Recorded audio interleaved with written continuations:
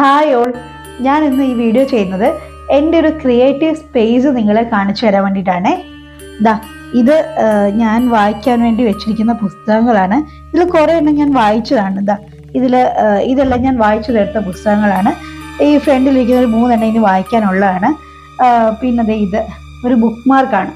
ഇതിൻ്റെ അകത്താണ് എനിക്കിഷ്ടപ്പെട്ട ഈ ബുക്സിൽ ഉള്ള കോഴ്സുകളും കാര്യങ്ങളും ഒക്കെ ഞാൻ കുറിച്ച് വയ്ക്കുന്നത്. പിന്നെ ഇതെനിക്ക് ഭയങ്കര ഇഷ്ടപ്പെട്ടൊരു ആർട്ട് പീസാണ്.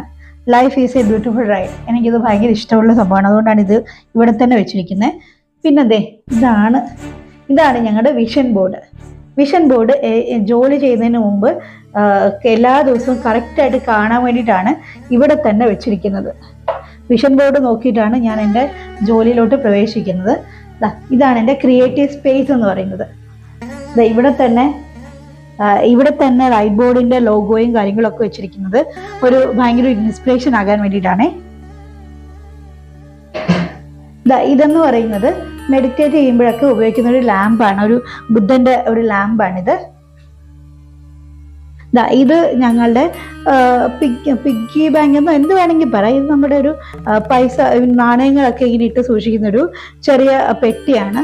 ഇത് മണി അബൻഡൻസിനെ കാണിക്കാൻ വേണ്ടി കൂടിയാണ് ഇതിൽ ഇവിടെ തന്നെ വെച്ചിരിക്കുന്നത്. ഇതിൻ്റെ അകത്ത് പൈസ ഞാൻ മോളെ കൊണ്ടാണ് ഇടിപ്പിക്കുന്നത്. അത് അവൾക്കൊരു സേവിങ് മെന്റാലിറ്റി കൂടെ ഉണ്ടാകാൻ വേണ്ടിയിട്ടാണ് അങ്ങനെ ചെയ്യുന്നത്. ഇതെല്ലാം എൻ്റെ ജേർണൽസ് ആണ്.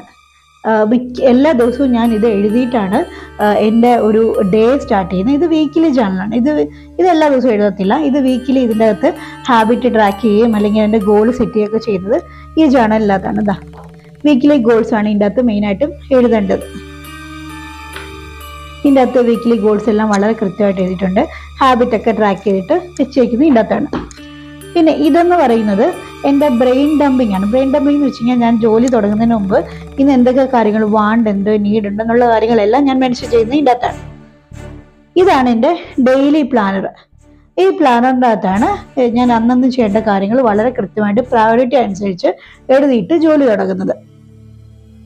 ഇതാണ് എൻ്റെ മാനിഫെസ്റ്റേഷൻ ജേർണൽ. ഇതെൻ്റെ ഗ്രാറ്റിറ്റ്യൂഡ് ജേർണൽ. ഗ്രാറ്റിറ്റ്യൂഡ് എഴുതാൻ വേണ്ടിയിട്ട് മാത്രമുള്ളൊരു ബുക്കാണിത്. ഇത് ഞാൻ ഡെയിലി എഴുതുന്നതാണ്. ഈ വീക്കിലി ജേർണൽ വെച്ചിട്ട് ബാക്കിയെല്ലാം ഞാൻ വളരെ കറക്റ്റായിട്ട് തന്നെ എഴുതിയിട്ടാണ് എൻ്റെ ഒരു ഡേ സ്റ്റാർട്ട് ചെയ്യുന്നത്. ഇത് എൻ്റെ ഒരു ഫ്രണ്ടിൻ്റെ അടുത്ത് ഞാൻ വാങ്ങിച്ചൊരു കൃഷ്ണനാണ്. എനിക്ക് കൃഷ്ണനെ ഭയങ്കര ഇഷ്ടമാണ്. അപ്പോൾ ഈ കൃഷ്ണനെ നോക്കിക്കൊണ്ടാണ് ഞാൻ എല്ലാ ദിവസവും എൻ്റെ ജേർണലും കാര്യങ്ങളും ഒക്കെ എഴുതുന്നത്. പിന്നെ ഇത് നമ്മുടെ പെൻ സ്റ്റാൻഡ്. ഇതിനകത്ത് റൈറ്റ് ബോർഡിൻ്റെ പിന്നെ കസ്റ്റമൈസ് ആയിട്ടുള്ള പെന്നാണ് മെയിനായിട്ടുള്ളത്. ഈ പട്ടിക്കുട്ടീനെ എനിക്ക് ഭയങ്കര ഇഷ്ടപ്പെട്ടു.